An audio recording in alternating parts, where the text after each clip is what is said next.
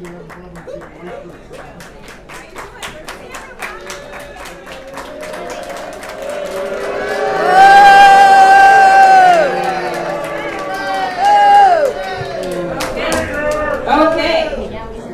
everyone. Good morning. Now, it's like we're going to have a vibrant town hall, but hopefully, beyond vibrant, we'll be able to have a conversation. So I first want to start it with Chief Sloan, plus maybe can lead us in the Pledge of Allegiance. Can we please have you pledge us the pledge?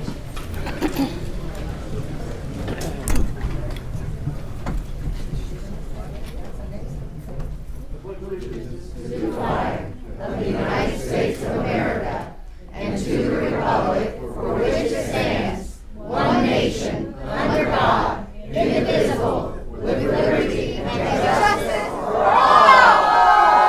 Liberty and justice for all. And I want to thank all of the police officers and all military people in the room. Can we stand up? I would like to thank for your service to our nation. I would like to thank you all. Thank you, veterans.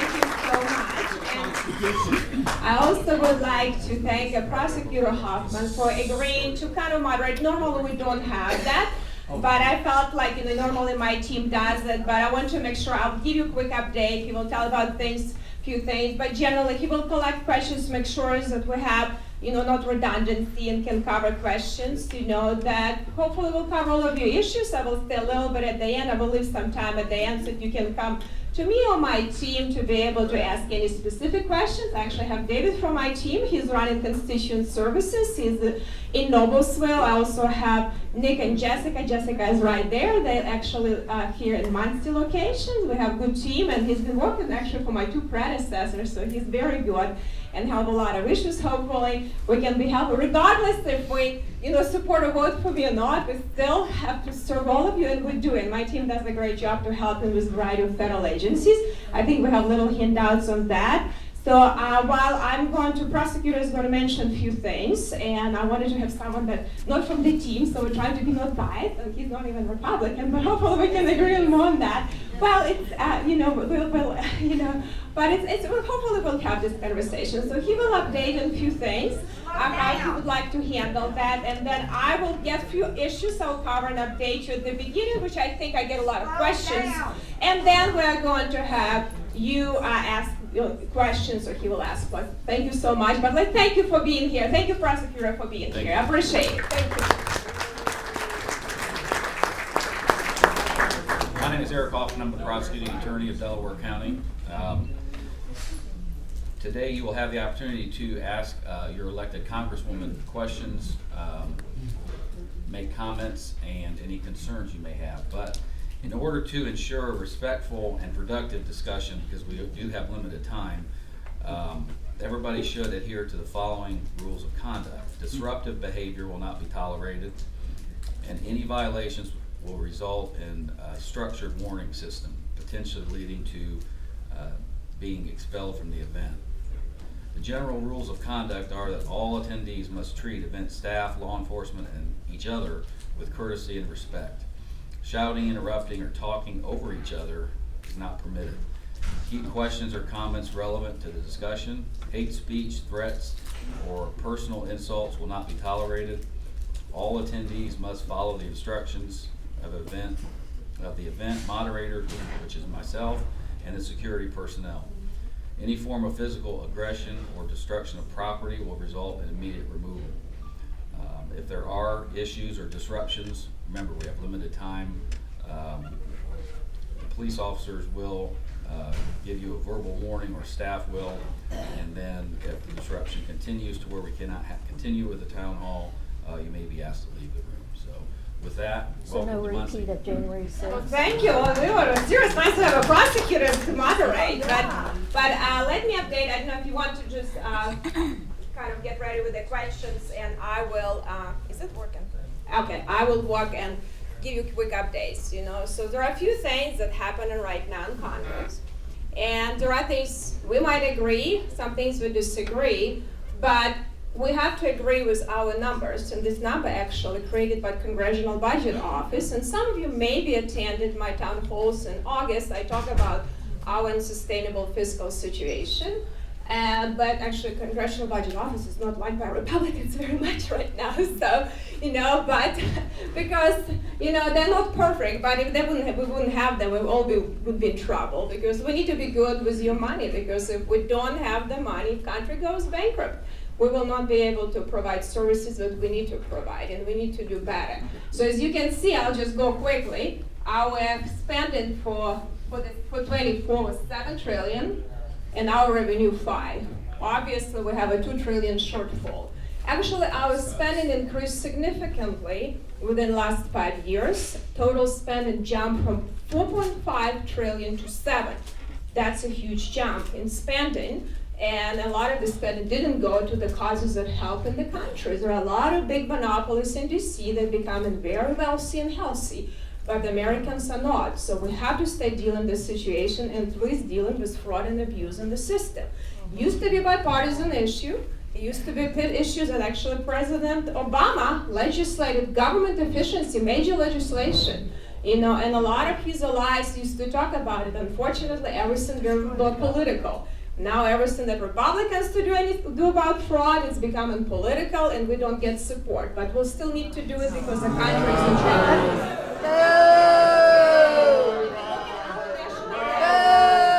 If you look at our national debt numbers, we're reaching, 36 trillion debt. The level of the Tax the rich. Tax the rich. The reality is, if we take all assets from the rich, it will not even cover a shortfall. So Baloney. Baloney. So let's just talk about that. So our level of debt is going to get the level that we are going to have a calamity of the economy. Over $1 trillion already spent already on interest. And if we refinance all of this debt, almost half of revenue will be spent on interest. Three major funds are going insolvent. And if we don't deal with them, we're going to have huge cuts, and we try to avoid it because we need to keep promises to the people. We need to make sure that Promises, tax the rich. Tax the rich. Tax the rich. if we don't do something very soon, everyone will be taxed very heavily, and we have to avoid that. Because Make it a flat tax. Flat tax. Flat tax. I'm going to tell you what we're going to do. Can you please listen to me? Thank Go you so for much. it. And then last question. Let's So be we're going to do three things. respectful. We're going to get three things. Unless you okay? want her to tell you to Three. shut up, don't tell her to Okay. shut up. I'm asking you guys to listen to me. And I Okay? agree. So through things that we're planning to, I always tell the truth.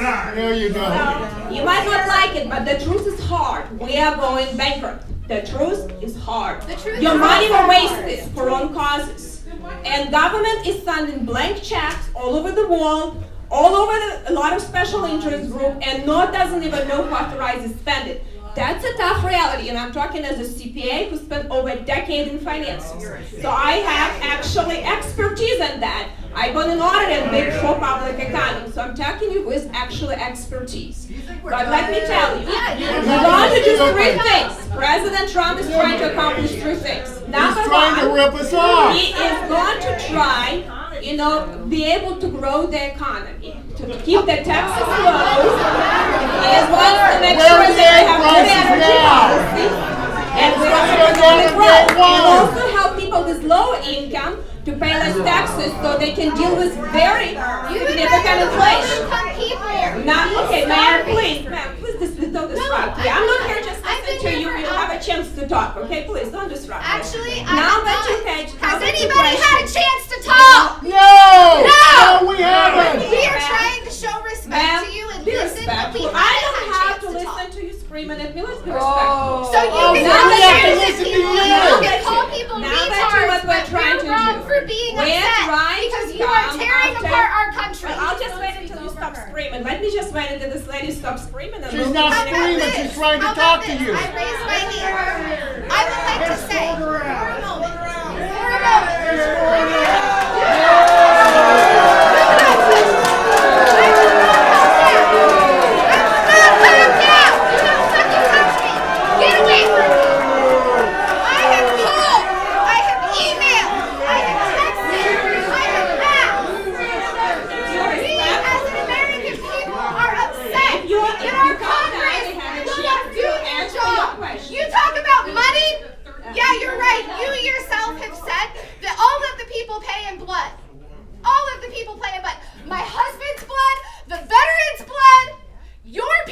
blood. I came here and yesterday to break bread with you. I brought you bread.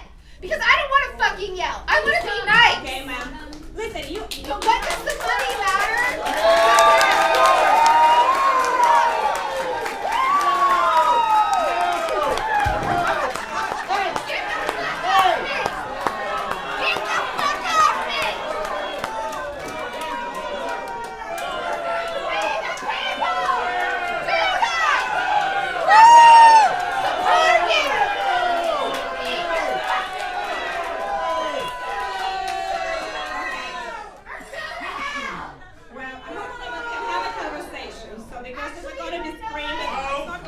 Very far. So let's No, you don't work for the people in the 5th district. You're not working for us. You're going to have to listen to, and I'll answer your questions. You might not, but we need to have a conversation.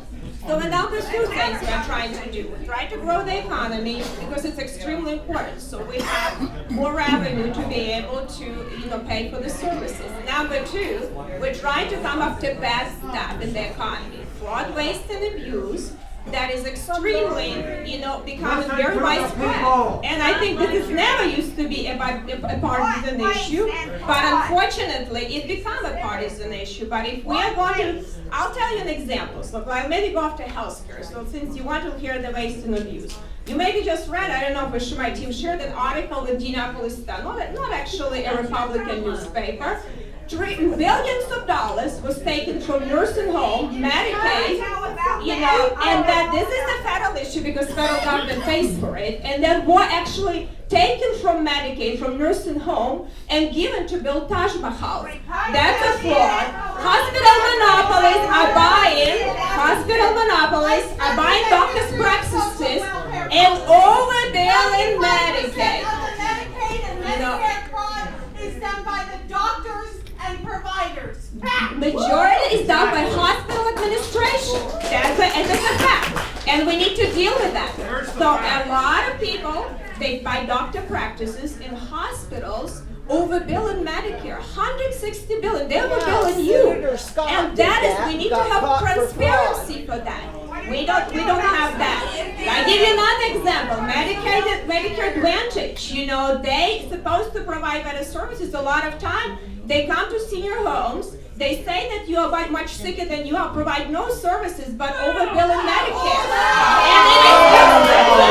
And it actually used to be an issue that Bernie Sanders So that is another example of that. And we can go on and on. PBMs, they have a lot of, we can sell pharmaceutical and make a lot of money in between for very high prices. And and it's actually it's been a bipartisan issue, but ever since it's becoming partisan that. So we are trying to make sure that large oligopolies cannot overbill the healthcare and a lot of services, and we can provide better value. That is becoming a bigger problem. So we need to deal with some of these big ticket items and be able to save these programs and provide better benefits. Medicaid was intended for people, with disability, and a lot of people getting services cut. And they charging 3 times more for Medicaid than Medicare and making a lot of money. So we have to deal with that. So that's what we're trying to do. And number 3, what we're trying to do, we're trying to bring back good manufacturing jobs back to the United States, because when a lot of manufacturing jobs left, it had a lot of negative effects, including to community like yours. And I think that is the reality. If we don't be able to have good paying jobs, we will not be able to have a prosperity. That's extremely important, and we try to put policies in place to make sure that Americans are able to make good money, good living, and be able to move into middle class or becoming wealthy. So you don't even want to raise the minimum wage. You can't even raise the minimum wage. But that is something, that I know that you hear a lot of things that are not true about all of this issue, but I wanted to hear from me directly. But now I'm going to have a prosecutor getting questions, and you'll have a chance to ask your questions, and you get a chance to have your input, because regardless what it is, probably most of you never vote for me, never will vote for me, but I still need to hear from you. So I'm happy to hear from you, even though if we don't scream in here. So I want to make sure, because listen, my team was advised not to have town halls for security reasons. I'll be honest with you. People screaming and jumping. It was a lot of police officers, on threat, and a lot of my staff on threat. So that's not a productive conversation. We need to be civil society. You blame January 6th, but you cannot act like that yourself, right? So we cannot be screaming and shouting. So we have to have conversation. Whether you agree with me or not, you have to be able to say. If not, I can just stand here, listen for you screaming, then I don't have to answer, and we'll be done. That's what you Oh, okay. But I don't think it helps. So regardless of agree or not agree, we need to have a civil conversation.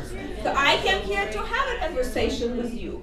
But if we're going to be screaming, that is not productive. So I hope we can calm down, okay? And I'll have prosecutor get in the question. We have a question here regarding Medicaid. What are you doing to protect Medicaid for nursing homes and nursing home residents and fraud? Start with 50% being skimmed off the top by hospitals and residential care. Indiana has a wait list that kills and impoverishes people. Well, I think Indiana has some of the worst situation in Medicaid, and we actually tried to deal with that when I was a state senator. And unfortunately we haven't dealt with that. I think Indiana now is dealing with that. And I will criticize Republicans when it's fair. And I said it was wrong that Republicans didn't deal at that time. Now they're dealing because Medicaid is having shortfalls. And unfortunately we have big oligopolies on top, insurance and hospitals making a lot of money, and people are getting screwed in the nursing home. That's a reality. And we need to have more transparency on this issue. Listen, this is not just me saying. Actually, Indianapolis Star had an article on that. I'm glad that at least some liberal newspapers are trying to be a little bit open-minded and see what's happening, but it's wrong. But that is the reality that's happening. So we need to make sure that the services that we promise to seniors that have better quality and money go to the right causes. And if we don't have transparency, it's not going to happen. So right now, the problem is a lot of hospitals have an ability to pretty much money launder federal government, taking money from federal government, do their match, using federal government money. So states, not on the states don't have skin in the game, and they don't manage it well for the people. And when the states don't manage it well for the people, you don't get good services. So we want to put pressure on the states, including the Republican states. This is a very tough issue for a lot of Republicans, believe me. This is not an issue, it's a partisan issue. A lot of Republicans, including in my state, don't really want to do anything. I'll be honest with you. This is something that shouldn't be a partisan issue, should be bipartisan, and you should be supportive, because we want to make sure that Medicaid is good and provide good services for the most vulnerable and seniors and people with disability, not to make CEOs salaries that making a lot of salaries over there with our money and building Taj Mahals around the state, which don't help with health care. That is the reality of this situation. Lying. Stop this. Stop the lying. But that is the reality, and I hope we can find a common ground on this issue, even if you disagree with me on other issues. I have a question from Michelle. And if you want, Michelle, you can ask. You can give people option to ask themselves. We can probably have microphones. We We can. want to hear from the Do we have people. Michelle? Michelle, a question on Doge. Where is Michelle? Yes, Michelle. Right Do here. we have another microphone? Or? You can hear. Okay. We can hear? Okay. card? Yeah. Okay. Thank you. Give her the mic. I have a teacher voice, so we're okay.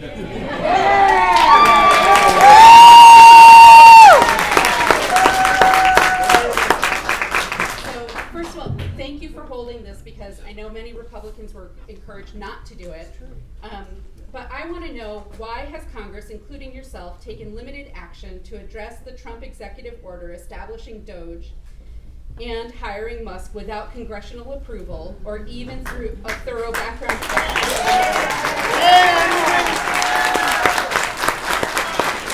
And he's been under investigation chosen by the government. Do you agree with the action and plans of Doge and what they have done so far? And how much is Doge getting paid for all of the things that they're doing? So that just getting paid. Actually, there's a lot of young entrepreneurs, very wealthy, that don't need all what they do. They do it just a favor to the country.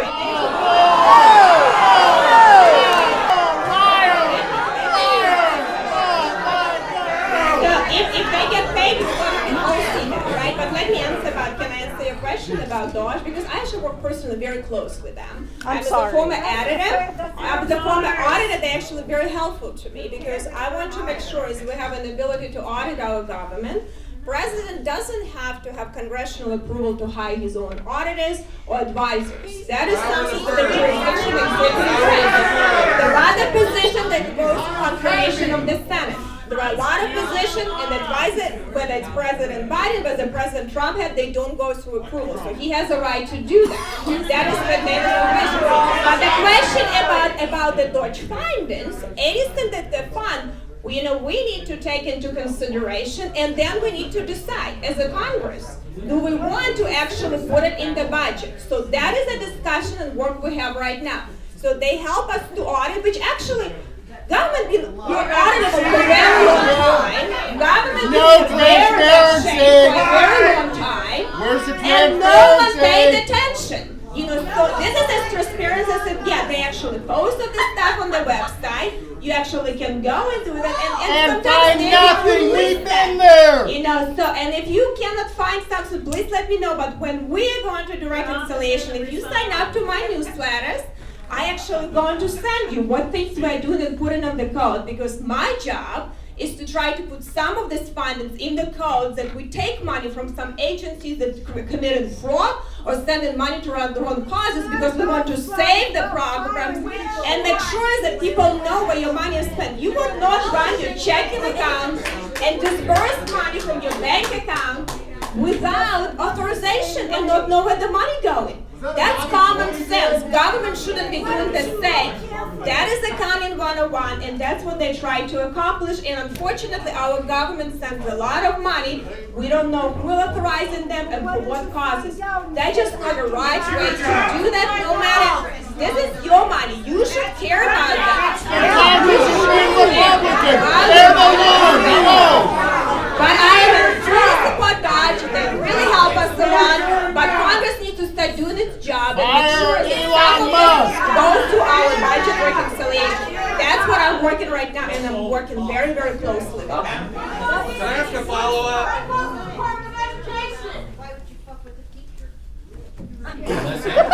Melissa Johnson. Who? Yeah, Melissa. Yeah, it's fine. As it pertains to Doge. Yes. Doge is not a department that was created by Congress. Congress creates the department. Correct. How is it possible that Doge, which has not been created by Congress, has not had a person who is confirmed as the leader of it?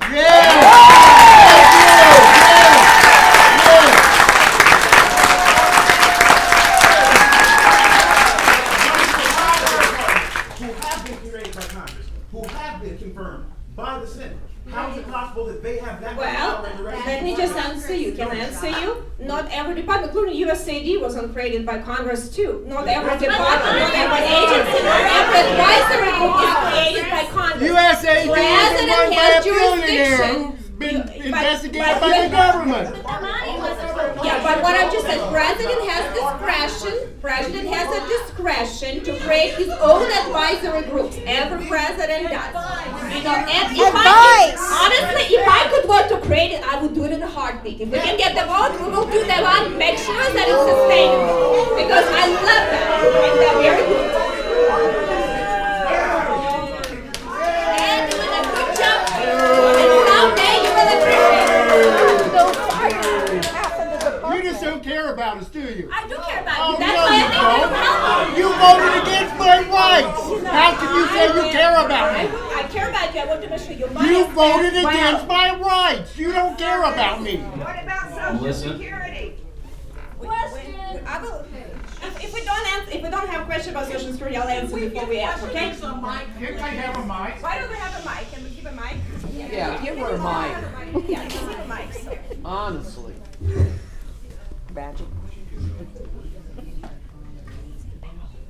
Why are you not standing up to Trump and stopping him from gutting agencies and programs that are popular with the American people and approved by Congress? Congress people that we elected that made decisions over many years to establish these agencies and programs, and now they're just being gutted without congressional input.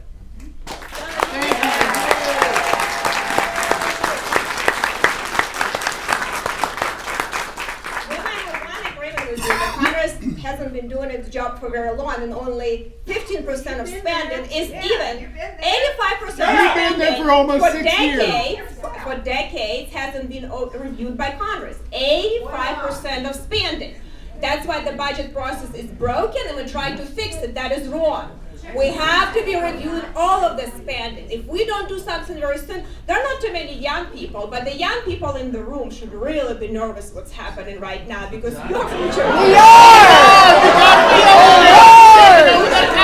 You should be really supportive very much for what we're Elon doing. is the You know, enemy. so I hope you know. Elon is the enemy. But listen. But as a reality, Congress does need to do a better job. We haven't been able to pass appropriations for a very long time right now. You know, and that's the challenge. The system is broken. So we're working to fix it and try to restructure the Congress. So I actually created a working group and tried to do a fiscal commission, bipartisan, bicameral, on this issue. The challenge is there is no bipartisanship right now because of President Trump. Democrats don't want to work with us. That's a sad fact. Regardless if it's a good thing. Hey, Victoria, how about the immigration bill the Democrats wanted to pass? Listen. Did the Republicans We'll work get with to some them? issues, No! But it's become grandstanding from both sides. Very difficult became, right? We cannot barely find common ground on the issues that used to be very common. You know, we need to come together. We disagree. Some issues we will never agree. But there are some issues of national security we should be able to come together.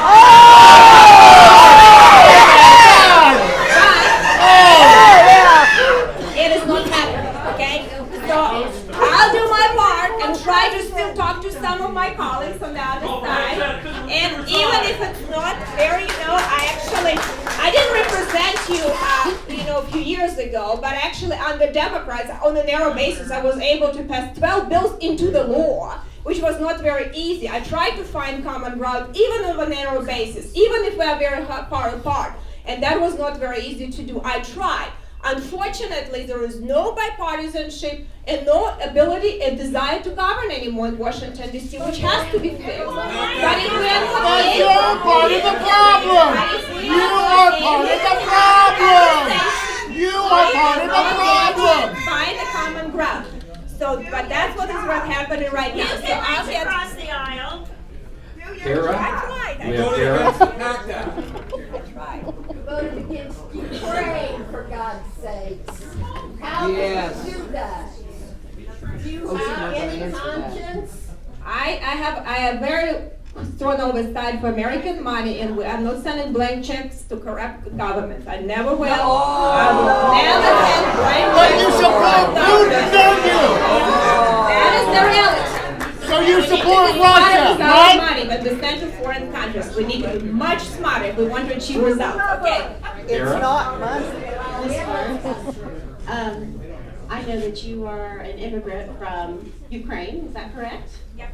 And I just have a question. I'm wondering why you have not supported Ukraine and giving them money when you are from there. I mean, what brought you to the United States? The I'm American thinking dream. The American dream, of course, and wanting to be free from Russian oppression.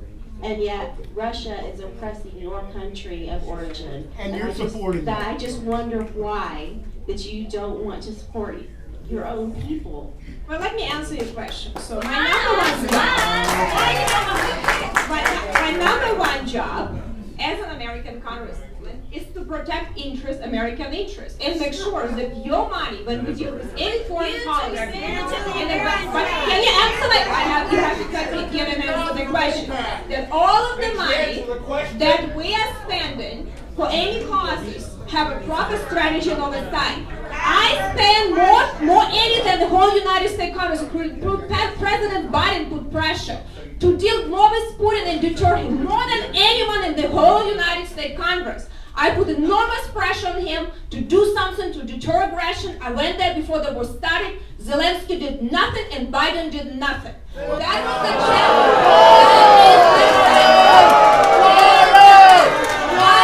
national TV, and I said that Biden is letting Putin get away. And he advances further. So I did as much, but I am not going to allow to have blank checks. So there was a significant bipartisan support at the beginning of the war. The challenge is when President Biden decided to send blank checks, have no oversight, no deal with Congress, have no accountability, and use Ukraine as a slush fund for his agenda, and Zelensky to enrich his own oligarchs, that had to stop. And that's why this war right now is being sent to the bravery of Ukrainian military. The war wasn't completely lost, but because of these crooks here in Washington and Ukraine, you know, Russia is advancing right now, and in the position right now where it's much better Putin is than very Ukraine proud of is. you right now. And that is right now. You have to be reality. You haven't been in the trenches in a war zone there? I have, many times, and I've seen what's happening in the trenches. And I did as much as I could, but at some point, when you have corrupt and weak governments, you can do nothing about it. And sadly enough, Ukraine is paying the high price. We know. We got one. My question though is more about not just money, but the ideal of democracy versus and Russian control, fascism, moving across Europe. I mean, why wouldn't you want to support Ukraine? I want us to be stronger. I want NATO to be strong, but the Europeans need to be stronger too. Now NATO allies need to step up too. Americans, I'm asking about I'm not you. saying that we shouldn't be deterring. You know, Putin is a headache for all of us that flies around the world. Oh, he's but so they have to smart. be smart, and our allies feel smart. Certain obligation because you left. I don't have, listen, I care about the people, but my obligation only the people who elected me here. That is my obligation. That is my number one job to make sure that I protect interests here. And I understand the challenges with Russia, and we haven't been dealt with Russia effectively, or China. And we need to be much smarter with that. It's been what happened for a long time to think it would be smart policy to hold so that's what it is, and that is the reality. And what's happening right now is a very terrible situation, but it was because weak policies of previous administration.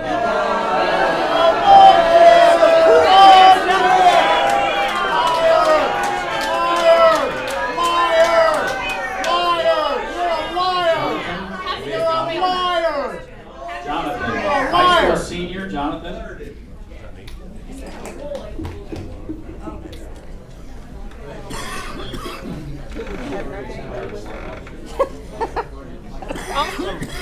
I didn't know we were such friends with Putin. I'm glad to hear that. I am a senior at Pendleton Heights, a new voter. I have autism and an IEP. I'm concerned about killing the Department of Education. They provide money for special education and guarantee my right to a free and appropriate public education. I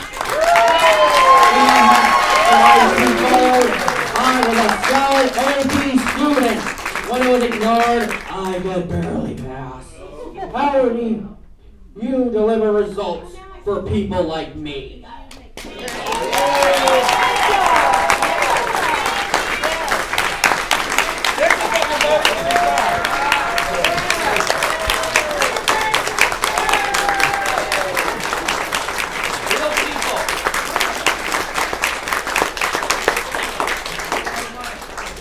Education is actually extremely important issue, and let's make sure that we have a discussion about education.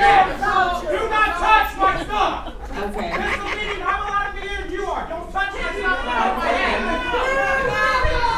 Okay, we have a seat here. Do you have a seat here, sir? Why don't you sit here? We have some seats up front here. Front row. Legend. We need to have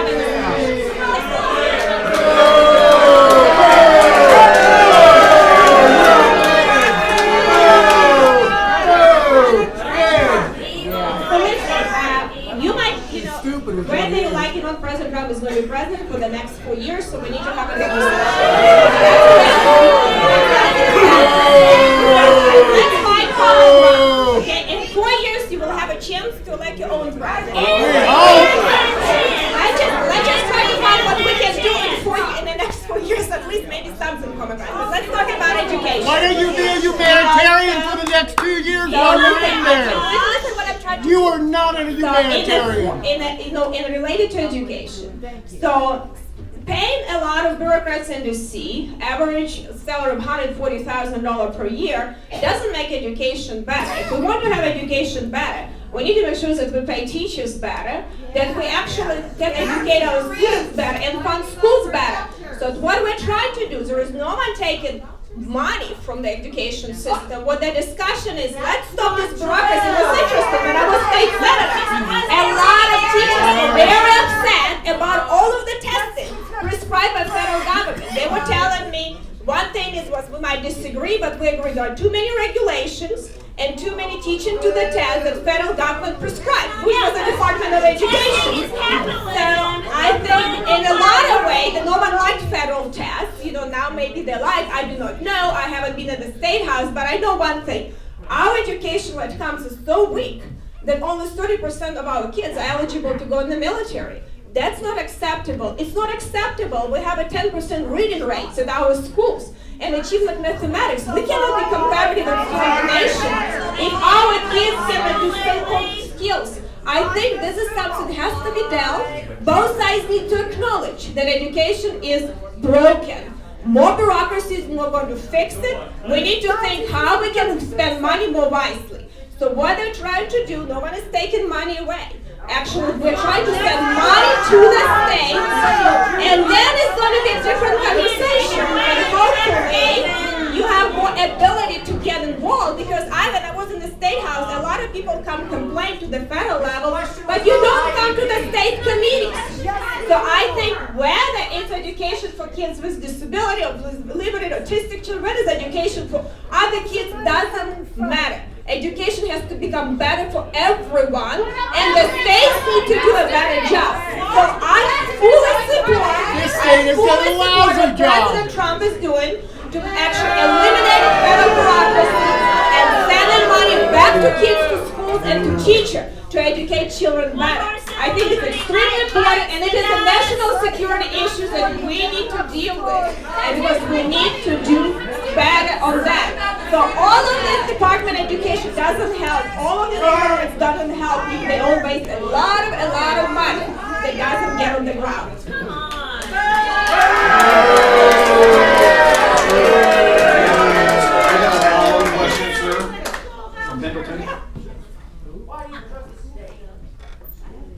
Why do you trust the state? The Better Babies bill forcibly spayed and neutered us. Well, I'll tell you something that no government should be trusted, but you have more ability to oversee government than local and state than federal government, because it's very hard for you to have an influence on your elections of president in Washington, D.C. Indiana, generally, a lot of you don't make decisions. You have much more influence when you elect people on the ground. You can go in the committees in the State House and spend hours there, and if you would come, a lot of you like that, and spend more time with your state legislature, hopefully they do town halls too, I don't know or not. I do. You can make more difference. That's why you have much more impact when the money closer to you, and who is in charge of money closer to you if they don't do a good job. Because at the federal level, very difficult for most people to affect agencies, but you have no ability to affect a lot of unelected bureaucrats and agencies, like none. They can decide whether you like them, and you might like them before, I might like what they're doing now, but ultimately the more power needs to be in the states where you have much more influence, and that's how you're going to make states better. And I have to agree, Even Republican states like mine, the supermajority can do way better in education if they need to. So I'm not going to try to defend then say they need to do a better job, and hopefully this legislative session, governor and our Republican senators and not Republicans, it's bipartisan, there are some Democrats and representatives do a better job with education. So maybe we can agree on that and find common ground. No. Nora. Well, you sling crap better than anyone I know.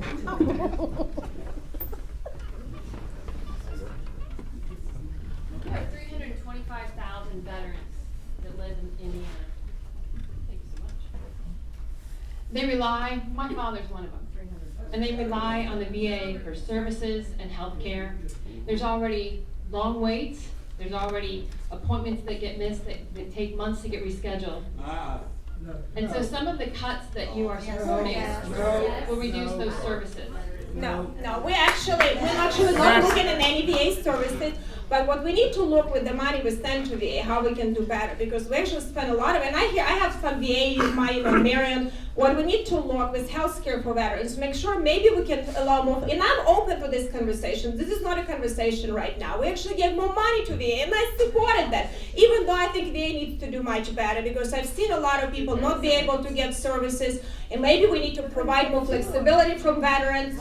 We keep funding more and more and more, but it doesn't seem that outcomes get better. Maybe we need to have a conversation, because I have a lot of veterans still come to me and say, we don't get this, we don't get mental health services, we don't get this. A lot of community organizations try to fill in on this. So I think this is an issue we have to address, because this is the people that go fight and risk their lives for us, and they come back home, we need to treat them accordingly. Federal government has a responsibility. That is a federal responsibility. We have services that must be provided by us and do better. That's one of the services that we should take responsibility. So we keep giving more money, and we give more money again, because we keep through this CR, it's more, appropriations were higher for VA, but maybe we should have a conversation, how we can do better. So this is not even discussed right now, VA, I'll be honest with you, but we spent $45,000 for each veteran on healthcare just for that. For the services, so it's actually, maybe we should give an option veterans to get private services if they don't have access to the services that we got.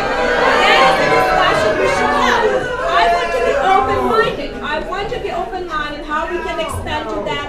I want to make sure that and that's an issue that I haven't, I work with veterans organizations very closely, and and I want to make sure that you guys do it and make sure that VAs will have it do better. I always check in on them and give them a hard time. But if you have any specific cases, I have a good team and we always follow up with VA. If you have specific cases, David and Nick from my team, they always reach out, and try to. Also because of the potential cuts in Medicaid, which which a lot of veterans utilize. That you voted for. Will that? Yes, you voted Well, we didn't vote for anything yet, and we're not going to do any Medicaid cards. I want just to be very clear, there's a lot of fear-mongering is happening with Medicaid. We are trying to make sure Medicaid is getting more and more expensive, we're getting more and more overbuilt on top, and people start losing more and more services. That is not right. We cannot just let insurance and hospital makes a lot of money on top. We cannot just let hospitals build in Taj Mahals and not give money to nursing homes. That's what we're trying to do. We make sure that on Medicaid money are going to be not distorted and sent to wrong causes. That's what we're trying to see. What is the best way to accomplish it?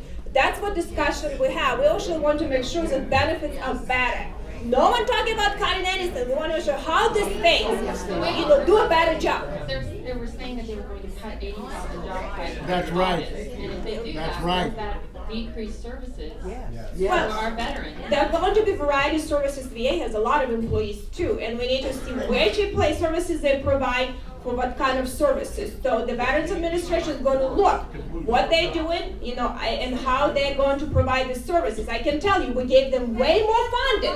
We keep giving them more funding, so we can see maybe they need to hire better people in the services, because I have a lot of complaints. Maybe they need to have less employees but pay better salaries. Maybe that's a problem, because at some point you have to decide. You have so much money. You have to decide how we can do better, because we don't have unlimited amount of money, and we don't want to increase taxes. And the fact that it just seems that we support the veterans.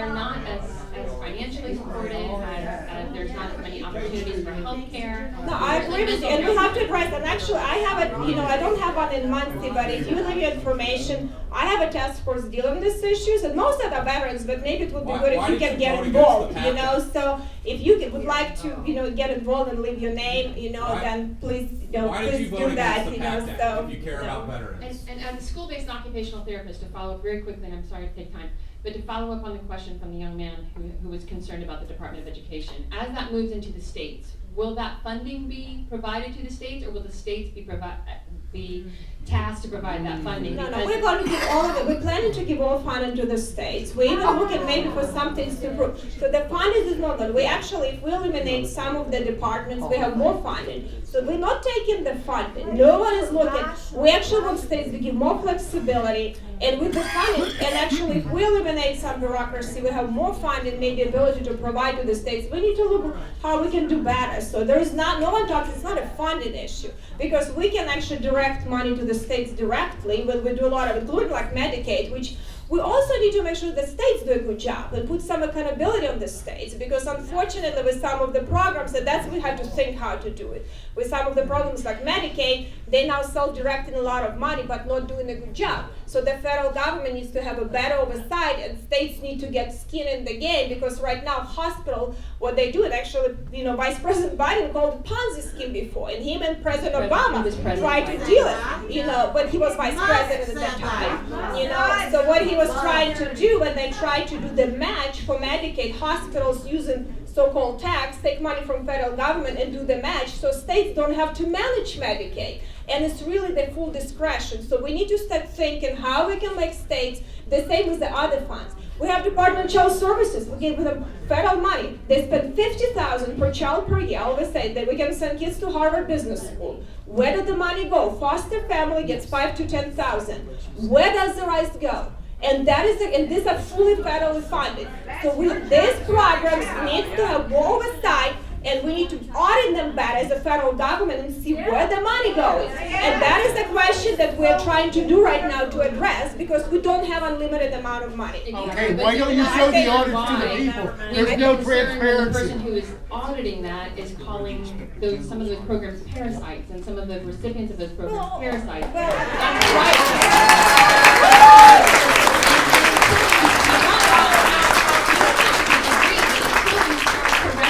Those statements. Words matter. Words matter. I'll tell you, I don't know what different people would say. I don't know. A lot of people say different things. I'll tell you what we're going to do in Congress and what I will do. I actually cannot even tell you what the whole Congress is going to do. I'm just one vote in the Congress. Okay. So that's all. I can only be responsible for what I say, or what I do, and what I'm trying to accomplish. What I'm trying to accomplish to make sure that we have some programs that are extremely important for the people, safe and better. We need to make sure that we come after bad money there, but make sure that good money can go to better causes, and we improve these programs. That's what we try to accomplish. Ultimately, Congress will take a vote, and you will be able to see, and I'll be as transparent as I can, because a lot of these bills are very complicated. So I'll try to simplify, to explain what we're doing in reconciliation, and hopefully, I think you might like a lot of things in it. Mr. John Galisis, I'm sorry if I butchered that. Mr. John Galisis, is that you? So why did we get rid of all the inspector generals?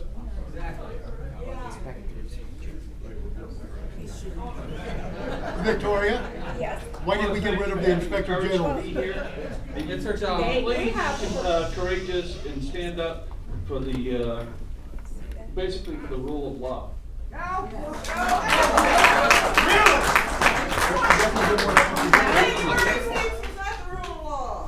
I think a lot of people have a different definition of the rule of law, but let me explain what the rule of law. Trump has a different definition. It seems like a lot of people, and it's interesting how we were critical. A lot of people didn't question anything in the previous administration, and now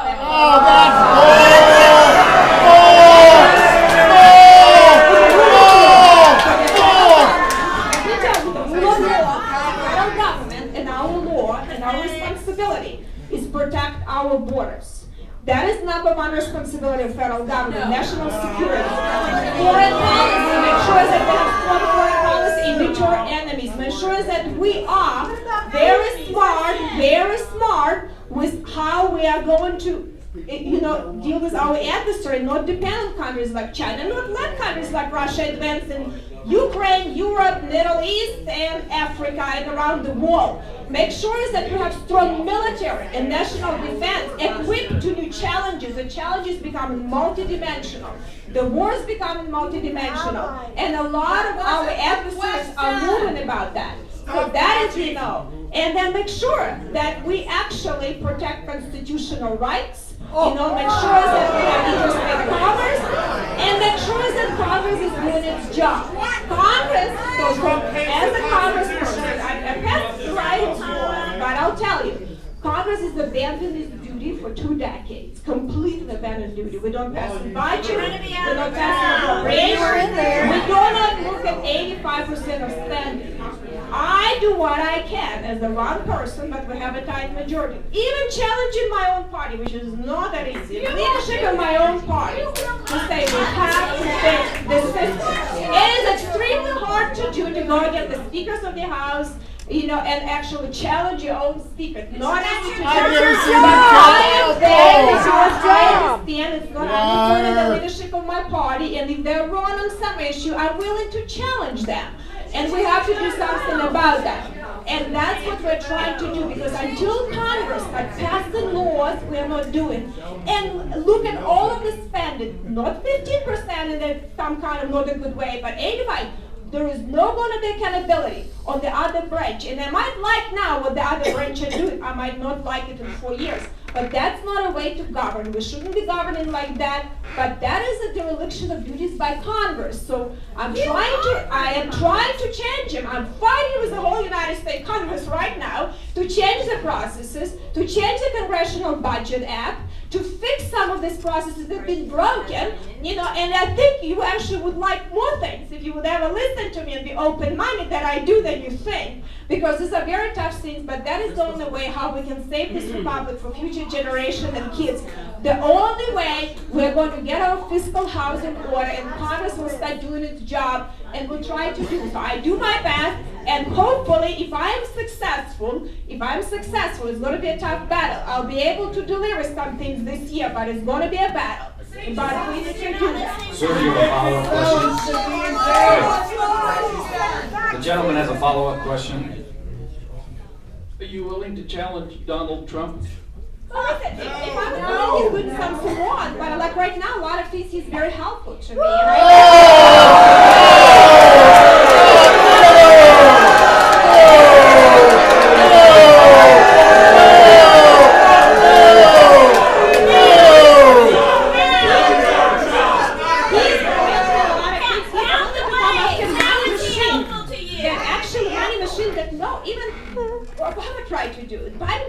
They couldn't do it. There was such a big Forget about Biden! He's not president! Trump is! Unpopular, not politically easy, and he's doing some things, including like in healthcare. Believe me, healthcare cartel the biggest one for both parties. To come in after them, there is no upside, just only downside for every person there. But we have to. If we don't fix healthcare, if we don't help healthcare Americans, if we don't provide better value, we're not going to be a strong country. And we have to do something about it. It shouldn't be a partisan issue. Unfortunately, it became, but hopefully maybe we'll get through reconciliation and we'll find more bipartisanship on this issue. We actually have some things that recently Judiciary Committee was able to do some questioning of antitrust that we haven't done for years that actually was supported by Jay Powell last Congress. So maybe we'll see. Maybe if there is more common ground, it's going to happen a little bit later in the year. Just right now, very difficult to do. Reagan Beckett. Reagan Beckett.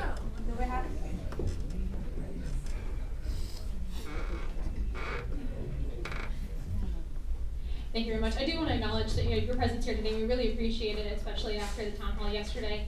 I do want to acknowledge that at the town hall last night, the question was asked, what policies do you support to uplift and expand the middle class? Your answer mostly consisted of improving the economy, but in the same breath, you acknowledged the oligarchy and its effects on the middle class. you have abstained to vote on the Rural Small Business Resilience Act, the Small Business and Procurement and Utilization Reform Act, the Small Business Advocacy Improvements Act, and the Veterans Healthcare and Benefits Improvement Act. You voted against the Paycheck Fairness Act, the Right to Organize, the American Rescue Plan, and the Infant Formula Supplemental Appropriations Act. So what policies specifically do you support and hope to see to expand the middle class? Thank you.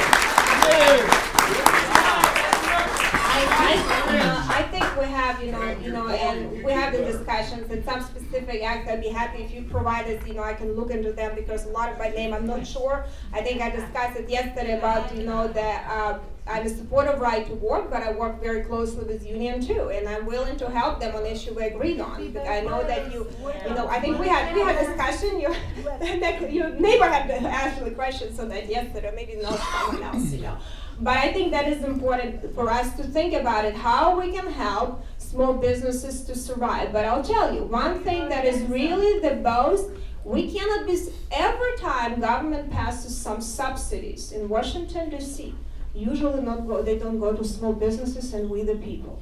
Every time we do some credits, they go to large special interest groups, large corporations, they're spending money. Stop. So that's why a lot of the things that are happening, I'm not supporting because they're not equally distributed. We need to make sure that everyone has opportunity. Isn't that socialism? Not very few connected to people in Washington, D.C. So a lot of these perks that we are passing in Washington, D.C., you need to understand they're lobbied very hard by a few.